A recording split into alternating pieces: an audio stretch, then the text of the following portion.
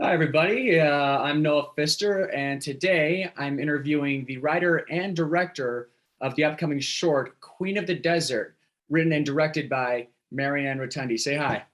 Hi. Hi, Noah. Oh, sorry. But I had the very, very amazing chance to actually catch your short film, which tells the story of a young girl, a young African American girl named Livy, as she's picked up by this trucker named Gus. But unbeknownst to her, he carries a Confederate flag in the back of his truck, and thus a very important and very personal conversation between the two of them ensue. Now, my first question to you is, where did the inspiration for this story come from? Well, I grew up in Montana. I was born and raised in Butte, Montana, and then I've lived most of my adult life in New York. And in fact, my parents were New Yorkers, so I kind of as I have always had one foot in both cultures. And I feel really strongly right now that the red state, blue state divide is sort of maybe unnecessarily hostile, and there are ways to build bridges that we're missing. And I feel that that's super important for our country and moving forward and protecting democracy, really, which matters to me. But so I've been working on a documentary in Montana for quite a while, and I go back and forth a lot to Montana because I still have family there. Um, and I was just struck over the course of this work on the documentary by how often and in what surprising places you see the Confederate flag in Montana.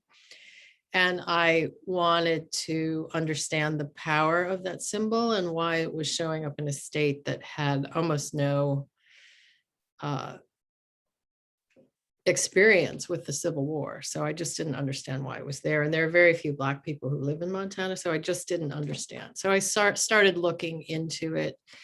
I was very taken by sort of sadness and loneliness I'm seeing out there and how much that story isn't really told. You know, that there is this aching and longing in the middle of our country that nobody ever talks about and is very, very real. And then Livy came from some of my kids' friends. I have two sons who I've raised in New York, and they both have played soccer very competitively in New York, and that's exposed them to a wildly multicultural world. So they have friends who are sort of wildly privileged Black kids, and I just thought it would be really interesting to put a privileged Black kid in contact with someone like us. So it grew out of that and my wanting to bridge Montana and New York. So, with a subject matter no, maybe 15 years ago, the Confederate flag may not have been such a hot button topic, but ever Right. since 2016, when things really started to hit a huge political Right. divide, Right. that the Confederate flag has become a very hot button issue. So, considering you have an entire film built around this, I don't want to say it's necessarily an uncomfortable moment, but it is. The moment Livy, um, your main character, gets into the truck with Gus, it's almost built up like this sort of suspense, like not necessarily like a horror film, but like there is very, very clear tension. And you could really feel that through both the main actors' performances. And so what I'm wondering is, what was the atmosphere like on set? Was everyone just kind of like, yeah, let's make a movie. This is not that bad. Let's get this over and done with. Or was there something more palatable, more palpable, or so to speak? I think especially on set, I just think people are longing to find a way out of this impasse, this communication impasse that we're in right now. And I felt a ton of support from all the actors and everyone on the crew to tell this story. So it was a very supportive, eager, passionate crew, I would say. Like people wanted to be part of this story. So That is always good to hear. We've heard a lot of stories over the course of the last couple of years of really kind of harsh environments on set. So to actually hear, oh, and those stories are for movies that are supposed to be like bright and cheery and like overall very, glad. So to hear that a movie that's kind of about this very raw topic with a very warming and welcoming environment on set does kind of break the norm, and I'm really glad to hear that. Right. So knowing that and actually seeing how the chemistry between your two leads, and their names are Jade and Robert. Right. How did you? Jane Radford and Robert Eli. Great actors, by the way. Honestly, they to me they sold the whole movie, and Right. it's their chemistry too Amazing. that really sells it for me. It's not necessarily hateful. It's not necessarily loving either. It's just people. And I want to know, did you sit down with them to help craft this chemistry together, or like did you just say, "Hey, this is the shoot day. You showed up. Let's do this." Like, how did you build that chemistry? Well, that's interesting. I think they, as human beings, connected instantly. And we did a fair amount of communicating online and stuff. We had one rehearsal beforehand, and we did some improv at the rehearsal and things like that. And she obviously is much younger than he is. I think he was very uh,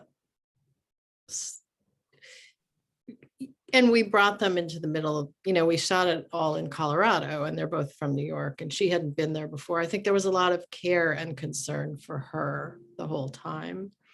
But yes, we worked hard on making sure they weren't too familiar before they got in that truck together, and that there was a lot of tension. I mean, there were a lot of things we did together, the three of us, to build that up before we shot. And honestly, it pays off really well. You never once feel like anything you see between the two of them is fabricated. It's honestly very hard to just get a very raw but also very real performance. Even though, and this may be the part, if you've had the pleasure of seeing Queen of the Desert, you already know where we're about to go with this next question. But if you haven't, try to skip ahead because you need to see it for yourself. It truly is something that caught me off guard. But I'd like to know, was there ever any doubt in your mission to try and portray this sort of situation as neutrally as possible? Because that's why this film really, really struck me. It's Livy and Gus aren't necessarily bad people. I mean, they've both done things that are not necessarily great, but you can see that there's humanity inside both of them. Gus is not a hateful person. He's spiteful, but not hateful.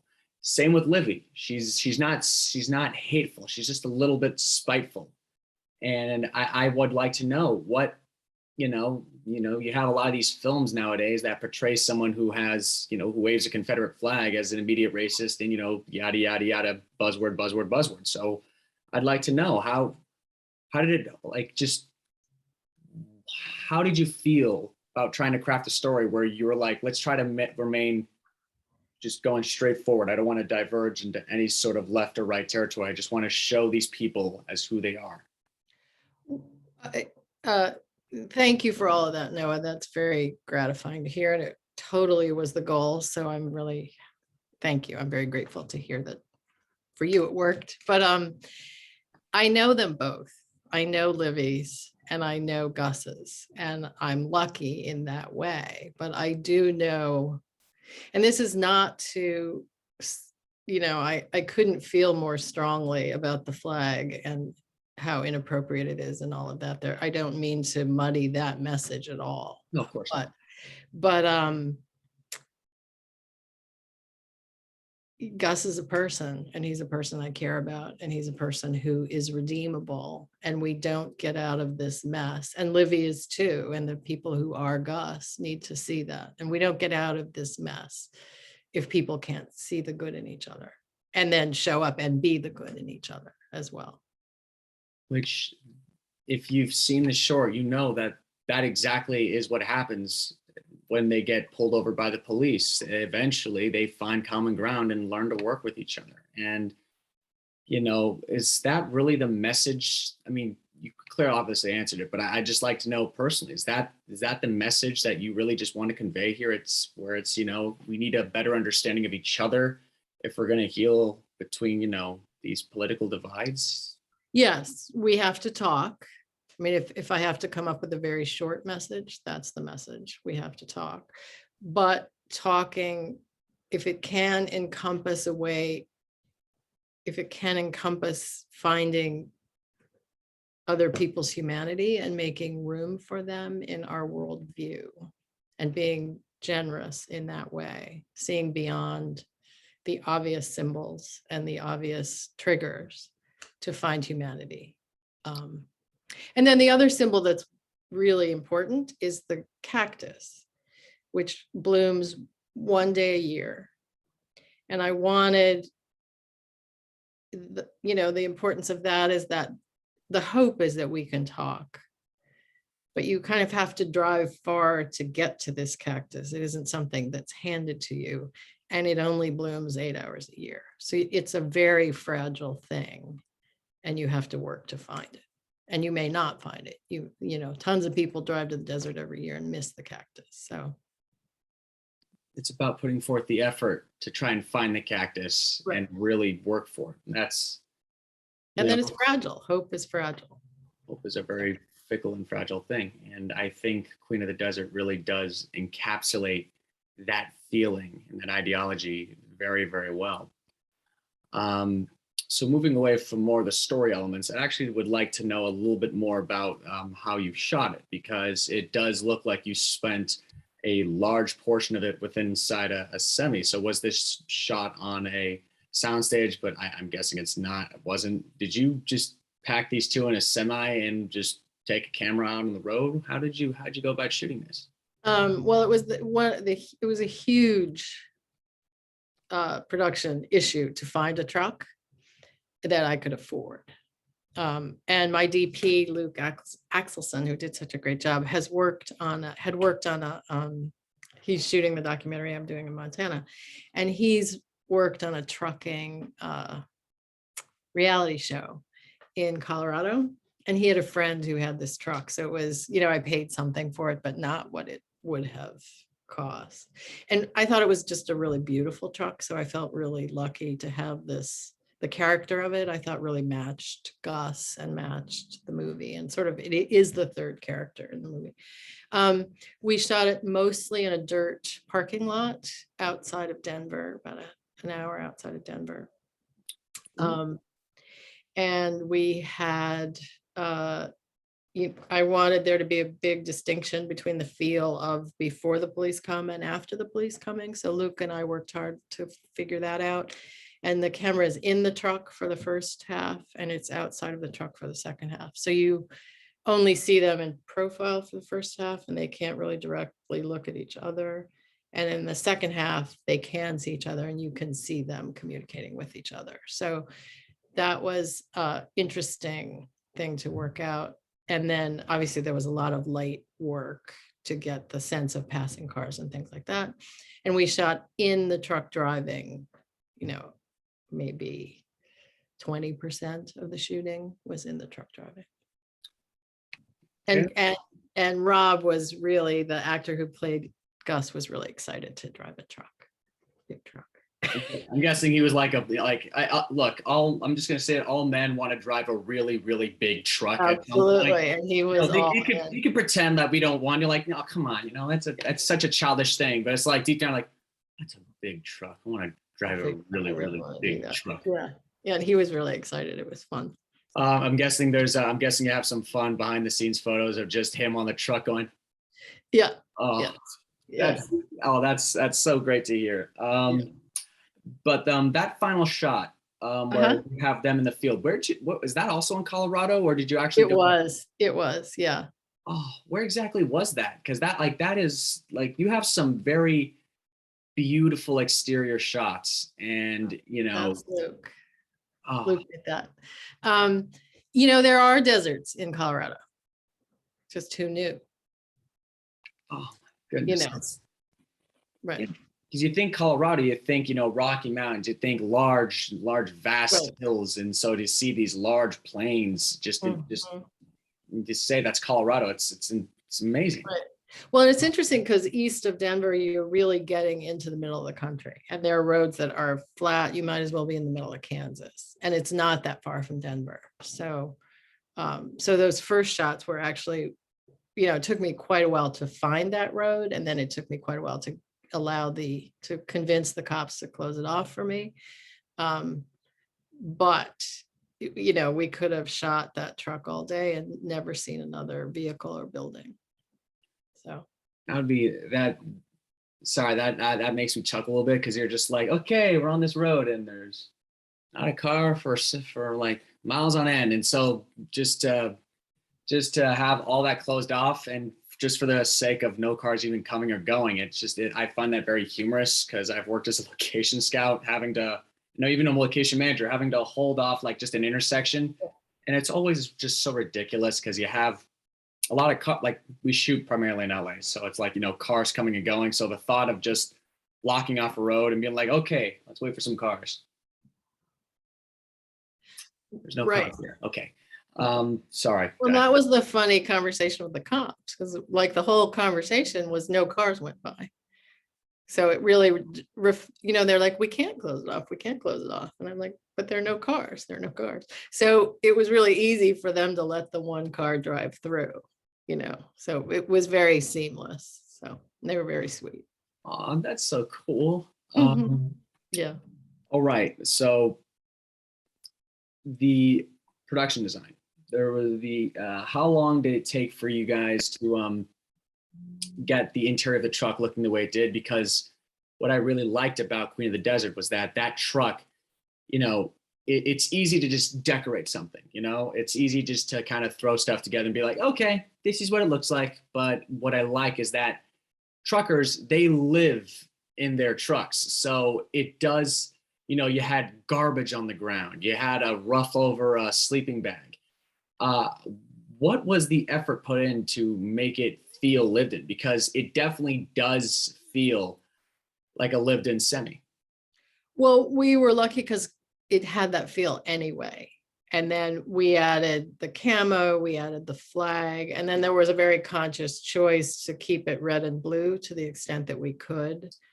The truck being blue, and then a lot of the decorations, or not decorations, but the things we added had red in them, which worked well with the cop cars and everything else. So we were fortunate in that a lot of the look and the lived in feel and the character was already in the truck. Okay, that's always good because that actually does save money in terms of like budgeting. Right. And it also made the choices we made feel more authentic, I think. And Amanda was the production designer and she did a fantastic job. Props to her. Props to Amanda. She definitely she has her work cut out for her. Right. And we'll get to the flag in a bit, but in terms of, this like distinguishing costumes, because you have Gus in a flannel for a large chunk of it, and you also gave Livy a sort of dark hoodie, which I feel is a little bit stereotypical, but I feel it does convey the message you're trying to get. So was that a very conscious choice, or was it more like this is just what we got, I can work with this?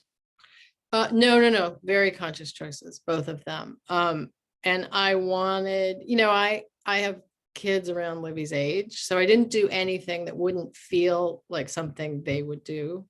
And she's not in a black hoodie, she's in it's like a pale pink hoodie, but she has a black coat with a hood.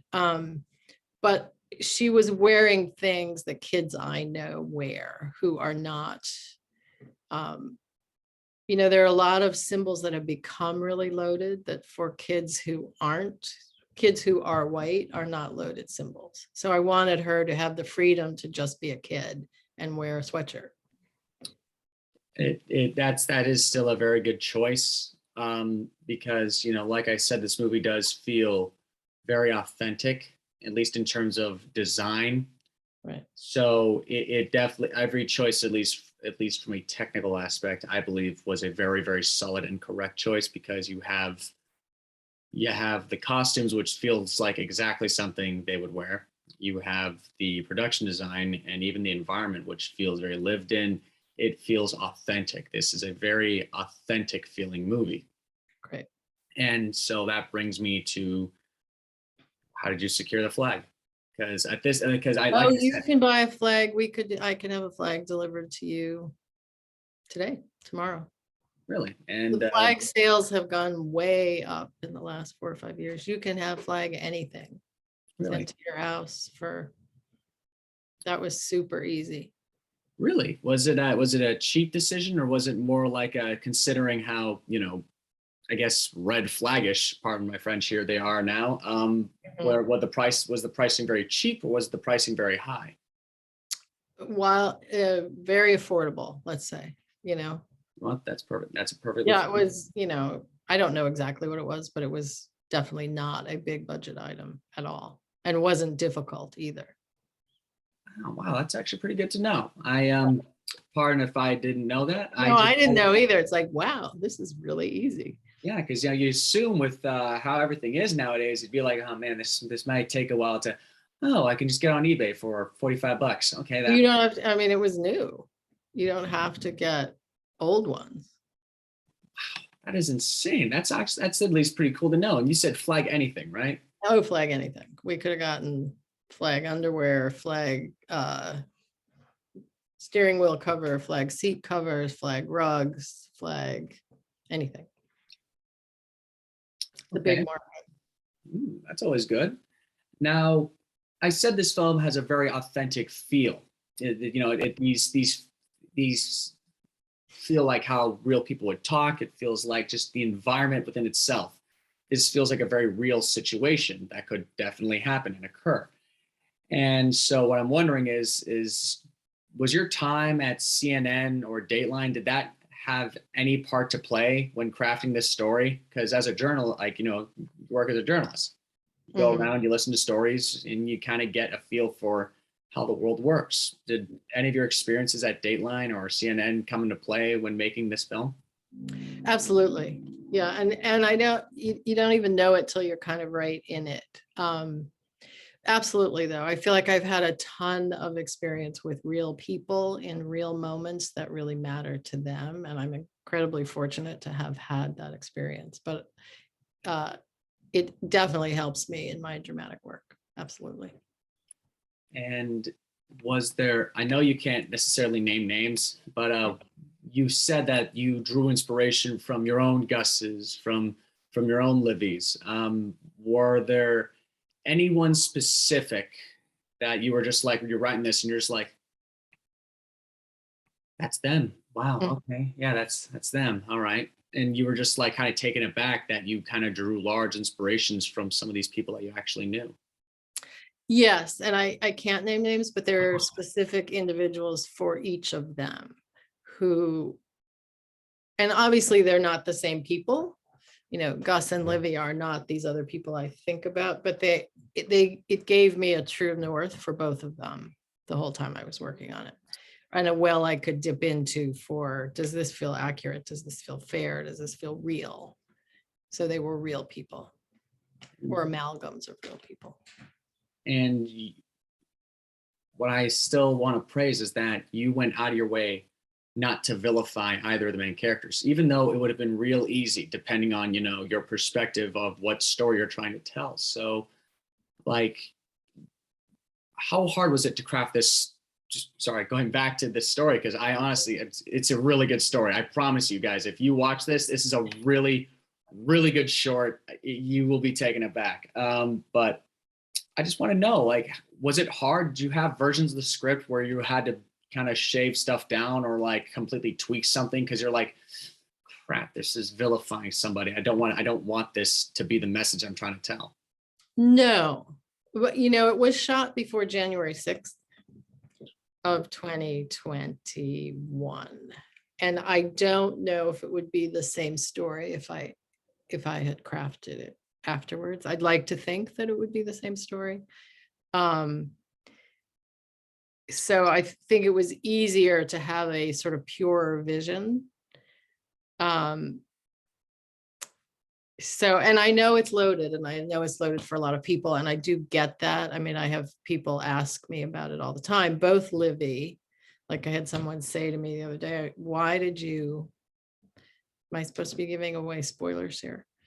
Um, I'm trying not to give away spoilers, Yeah. but So anyway, why did you have her make a specific choice she made? Because some people are like, I'm sorry that happened. And I'm like, well, my kids could do that and it would not be dangerous for them. I wouldn't necessarily like it, but it wouldn't put them in danger. So that was the kind of question I was asking along the way of both of them. no, and honestly, we do see like what I'm trying to praise. Sorry to keep going back and forth here, but Just there praise is away. I'm all in. Thank you. there's for those of you like we're not trying to give away spoilers here because you should try going into this as fresh as humanly possible, like I did. But there, why I'm praising that this film stays neutral is because we see the good sides of both Gus and Livy. However, we also see some, I don't want to say nasty, that is the wrong word to use, Mhm. but that we do see some negative aspects of their characters that are specifically towards people like Gus and people like Livy. And what I do like is that they do have conversations. They don't just like scream at each other immediately. It's not like something you'd see on, on the news and you're just like, oh, great, of course this would happen. No, for lack of a better term, they're adults about it. They actually take their time to sit down and talk. And I guess my last question in terms of the screenplay element is that when you were crafting these very real, brutal, and honest conversations, was it all just you sitting down? Did you include, Jade and Rob into this whole thing? Well, I have a fantastic writing group and a writing sort of mentor, and it definitely started in a workshop. And I workshopped the script a bunch of times. And then I also, so it was never, obviously it was not a straight line. And even once I was ready to shoot, I continued to workshop it right up to, I worked with a directing coach. I worked with a sort of acting, not an acting coach, but a directing coach who helped me really hone in on the emotions I wanted and was aiming for. And that was really helpful to sort of stand back from the writing process. What was it? Where was I heading with that? Wait, how Terms did you, of what was the end of your question? it was a matter of did you include Jade and Rob into Oh, because this is it's the dialogue between the two of them. It doesn't feel like necessarily one distinct voice. This feels like very honest opinions of two very, very different people. So, like, did you ever include them in the writing process, or it was? no, although, I did in our rehearsal, there was some improv, but I think very little of the improv made it onto the page or made it into the movie. And I did workshop it with non-white people, with people of color, just because I wanted to, obviously handle Jade in a way that was respectful. And, that is not who I am. And I just wanted to make sure I was sort of holding her appropriately. And I got a lot of positive feedback from those workshops. And I think people were really happy to have an affluent Black teenage kid. It's just not a character that comes up all the time. And, I've gotten a lot of positive feedback about that. And, the truth is there are triggers in this movie. Oh, And yeah. there are two very strong triggers. And that was the point was, you may not like what I did with them. And I get that. I totally get that. But it doesn't matter if they can talk if there aren't the triggers. So It's meant to spark a discussion, and right. I'm guessing that's the intent of this movie. It's not necessarily to create this even bigger divide or create you know backlash. I'm guessing this is just as you said before. You just want to, I guess, bring people closer and at least start this very real discussion. Right.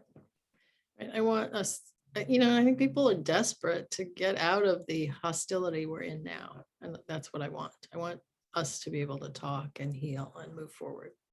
I agree. I honestly agree.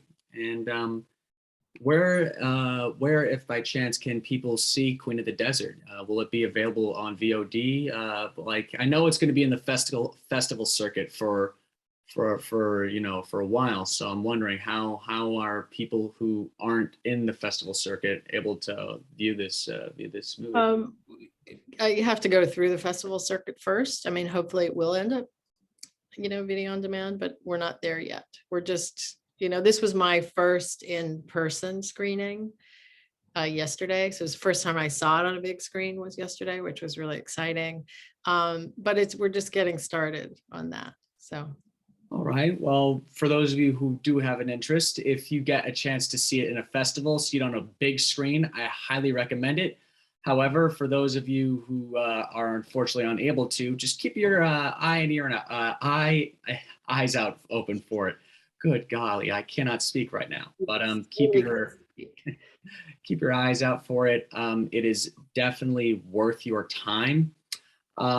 So before we conclude this, I would like to know, is there any upcoming projects that you have in development, anything that you really want people to know about? Yes, absolutely. Thank you for asking. I have two rom-com screenplays that are done and ready to go. One is sort of a caper with a woman who's an undercover detective for a divorce firm, a cheapo divorce firm, and it's called 1-800-DIVORCE. And she ends up uncovering sort of not accidentally, but in the course of pursuing a job, she ends up uncovering a big scandal in a sports team. And it's fun. It's very fun. It has a big soccer theme, which is it's sort of an homage to my Dateline self when I ran around with hidden cameras all the time. And my kids and the world they've exposed me to in soccer, which is just so multicultural and European in the middle of American, or not just European, but in the middle of tiny American cities. There are these enclaves of soccer that I just find really charming. So it's marrying those two things. And the other one is called Helen of Troy. And it's sort of a reverse of The Graduate. It's a middle-aged woman who travels to Rome, falls for a young guy, and then ends up via a sort of a retreat for adult, middle-aged women's sexuality, ends up having a big fun awakening and having an affair with his father. So that's fun.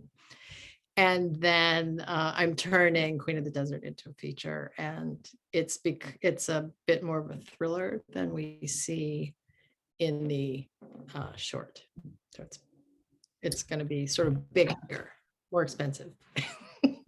That's that. Well, if Queen of the Desert gets turned into a feature, I can promise you I'll be one of the first people in line to see it, because I do believe that there is, as nice and tight as the story is to tell, I would like to see it expanded upon just a bit more, just to see, the journeys that these characters take, because, there is something there to tell. And I'm very excited to see where it leads. Thank you. Thanks very much, Noah. Hey, not a problem. So thank you very much for joining me. If you get the chance to watch The Queen of the Desert, I highly recommend it. And keep your eyes out for all of her wonderful projects going forward. Mary Ann, thank you for joining me. I hope you have a great rest of your day.